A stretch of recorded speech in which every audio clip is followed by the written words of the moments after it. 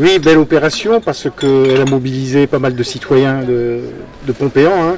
Alors à l'initiative de la Fabrique citoyenne, et on en parlera après parce que c'est aussi quelque chose que la municipalité souhaite développer, c'est-à-dire l'implication des citoyens, parce que tout ne doit pas venir des élus. Opération qui a permis de ramasser 120 kg de déchets, ce qui montre aussi les incivilités. Hein. On est là pour nettoyer la nature, mais la première chose pour nettoyer la nature, c'est de ne pas jeter ces déchets. Et pourtant, la mairie a des poubelles recyclées. Déjà, on peut mettre des papiers, des plastiques d'un côté. Hein. Donc je pense que c'est montrer aussi que ceux qui font ces gestes malheureux devraient faire attention parce que c'est l'avenir de la planète, elle dépend de chacun d'entre nous. Alors il y avait une très belle chose ce matin, c'est qu'il y avait beaucoup d'enfants très impliqués. Donc il y a eu le rôle de l'école aussi. Il y a eu le rôle de l'école, de l'information, mais je pense que les enfants qui étaient impliqués, c'est aussi le rôle de leurs parents. Voilà, hein. Mais on les voyait mobilisés, pourtant ça durait 2 heures la marche. Hein. On sait que des fois c'est pas toujours évident pour de jeunes enfants, mais c'est bien parce que ça montre tout de suite qu'eux ils ont compris l'enjeu de ce type de manifestation qui devrait pratiquement... on aurait 120 kilos à ramasser tous les mois, on va le dire, hein, malheureusement. Donc, et c'est la première démarche aussi d'éducation, c'est de travailler collectivement. Quoi. Voilà.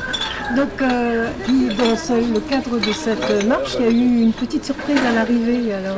Voilà, un cendrier à voter fabriqué par le comité des fêtes. Hein, et je les remercie parce que c'est une application qui va permettre de perdurer.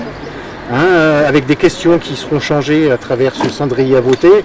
Cendrier dans un endroit où, en fin de compte, où il y a pas mal de passages, donc ça permet aussi de récolter les mégots. Voilà, hein, ce sont les mégots qui permettront de voter sur l'une des 2 questions. Et je pense que ça permet de concilier un objet qui va permettre de ne plus jeter des déchets et aussi de sensibiliser sur certaines questions.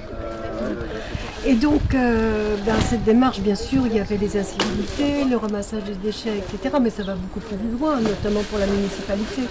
Bah oui, puisque c'est un enjeu, bon déjà d'avoir une commune où il fait bon vivre, hein, tout simplement, hein, parce que tout le monde remarquait que quand c'est propre, bah, c'est plus facile. Pour chacun d'entre nous, c'est moins de travail pour les agents. Donc c'est aussi des économies derrière que l'on peut faire hein, au niveau de la collectivité. Et puis c'est un enjeu qui doit aller plus loin, parce que derrière, ramasser des déchets, c'est montrer que malheureusement la plupart vont dans la mer. C'est un enjeu de biodiversité, c'est un enjeu par rapport au dérèglement climatique. Hein. Et nous derrière, on a des projets municipaux qui nécessitent aussi l'implication des citoyens. Mais c'est aussi des projets par exemple pour rénover les bâtiments, pour qu'ils soient moins énergivores. L'installation de réseaux de chaleur de façon à sortir des énergies post-carbonées. Voilà, hein.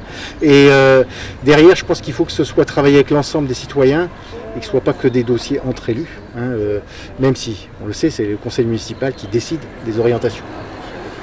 Voilà, donc d'autres projets autour du développement durable peut-être. D'autres projets autour du développement durable, hein, on va avoir l'aménagement d'une zone d'habitat sur le centre avec le renouvellement urbain et sur l'extension, on va dire, entre le carreau de la mine en allant vers la baie Thuaudet, où là, dans le cahier des charges, ce seront des bâtiments obligatoirement passifs, minimum, hein, et avec utilisation de matériaux biosourcés.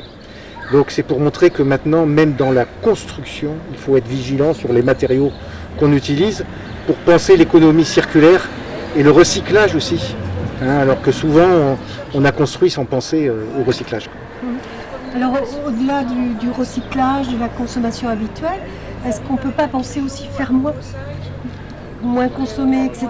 Est-ce qu'il y a des démarches qui pourront aller dans ce sens ? C'est faire moins consommer. On a un restaurant scolaire où la part du bio est déjà importante, puisqu'on a dépassé les 50% de consommation en bio. Il faut aller beaucoup plus loin. Des repas végétariens, repas végétariens, parce qu'on sait que les protéines animales demandent beaucoup plus d'espace que les protéines végétales. Hein. Et c'est aussi impliquer les agriculteurs sur notre projet de territoire zéro pesticide, hein, parce que rien ne peut se faire si on ne les implique pas collectivement. Et là, on aura d'ailleurs des rencontres avec eux au mois de janvier. Hein. Et puis, on a tout l'aménagement de la vallée du Télé, hein, qui sera à travailler avec des structures comme Rennes Métropole ou le syndicat de la Sèche. Hein. Les enjeux de biodiversité permettent l'implication de chacun. Et il faut qu'on développe les choses, y compris des fois des idées que la municipalité n'a pas pensées et qui peuvent venir de cette fabrique citoyenne. Eh bien, merci Monsieur le maire pour ces belles idées Voilà. et bon vent.